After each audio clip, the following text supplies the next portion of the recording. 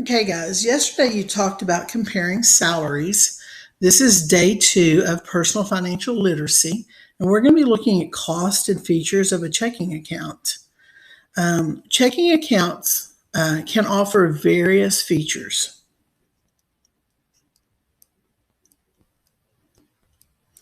depending on the type of account and the bank in which the account is held. So, some features include bill pay, and bill pay is simply where the bank will go in and pay your bill, of course, with your money, but will maybe on the 5th of each month pay your electric bill, and it just automatically comes out of your account. That's a feature that banks offer. Another feature is a debit card use, and I think just about everybody nowadays is familiar with that. Now, that's different than a credit card. A debit card comes directly out of your bank account. Um, Another feature would be direct deposit. I personally use direct deposit. When I get paid at Robinson ISD, I never see my paycheck. It goes and deposits directly into my checking account. Another feature that banks offer is an overdraft protection. A lot of young people learning how to use their accounts may appreciate this one. It's simply where you say you go to Walmart and you buy groceries and you spend $100. Well, in your checking account at the bank, you really only have $95. And so what this allows is for them to allow you to go ahead and purchase those groceries, and then it will correct itself when you deposit more money next time. Um, that's another feature that banks will offer. They might also pull it from your savings. My daughter, I have an overdraft protection. So if she goes over in her checking account, it pulls $100 from mine to protect hers. Another one is online banking. And that's where most people are nowadays, at least the younger generation. Some of the older generations still like to do the checking and they don't go online, but there's availability now to bank online. You can see everything. It comes out immediately, and so you just go to your app on your phone and you can see what's going on in your account. Okay, so moving on down, cost of a checking account. Well, bank offers features at a cost or charge fees when requirements aren't met. These fees are withdrawn,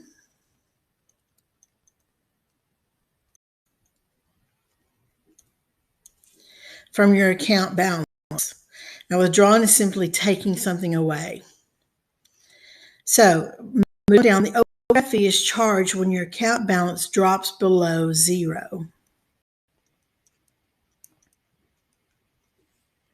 Some of the other costs include a minimum balance fee. Some banks require that you have a certain amount of money in your account at all times. A fee per check written. This was common years ago. We write less checks now, but say they allowed you maybe to write 30 checks, and if you wrote more than that, they would charge you a fee. And also, there's ATM fees. And that's just simply using your debit card. And I think you've probably seen your parents use those, and you just draw money out of your account. They charge a fee for that. A lot of banks do. Now, a lot of my bank and other banks sometimes will not charge you a fee if you're using their ATM. It's just when you use other bank ATMs. Okay, so now that we have that let's look down at the task 1. Task 1, Donovan is comparing different banks to determine where he should open a checking account. Use the information about the 2 banks below to answer the questions. So we have 2 banks. We have Texas State Bank and we have Lone Star. So with Texas State Bank, their fees is $10 monthly for accounts with less than $500. So it's $10 monthly for less than $500. A no fee if you stay above that 500 mark. Now, Lone Star, on the other hand, charges you a 1% monthly fee for an account with less than $1,000 in it. So let's look at the questions. We've got 2 scenarios for Donovan. If Donovan opens an account with Texas State Bank and typically has about $400, then how much will he pay in monthly fees? Well, we can set that up, or we can just look at it first. So Texas State Bank is $10 monthly for less than 500. So if he has 400, the 400 is less than the 500. So of course his monthly charge would be $10 a month. Okay, let's look at the next one. If Donovan opens an account at Lone Star Bank and typically has about $400, then how much will he pay monthly? So now let's go to Lone Star. They charge, we said, 1% monthly fee for an account less than 1,000. Well, 400 would be less. So we know that 1% looks like that is a fraction or a ratio. And we're going to make that equal the total that he has in there of $400. So what would that fee be?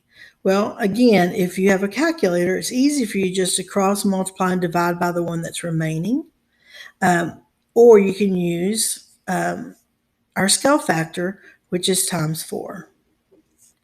So the top times 4, he would be paying $4 a month for that bank.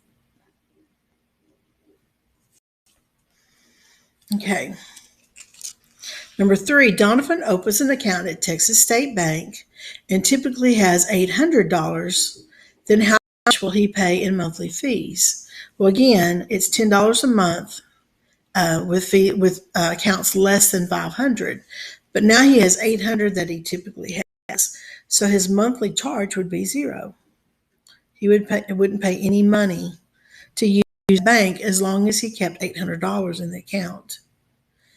If Donovan opens an account with Lone Star Bank and typically has $800, then how much will he pay in a monthly fee? So if he goes to Lone Star Bank and he has $800, it's still less than that 1,000. So let's set that up. It's 1%. His total is 800. My scale factor is multiplying by 8. So on this bank, if he has $800, he would be paying $8 per month. So in Donovan's case, just out of the top 2, if he has $400 in his account, which would be the better bank to go with? Yes, the $4 a month. Now, if he has $800 in his checking account, then which bank would be better? State, because he wouldn't have to pay anything.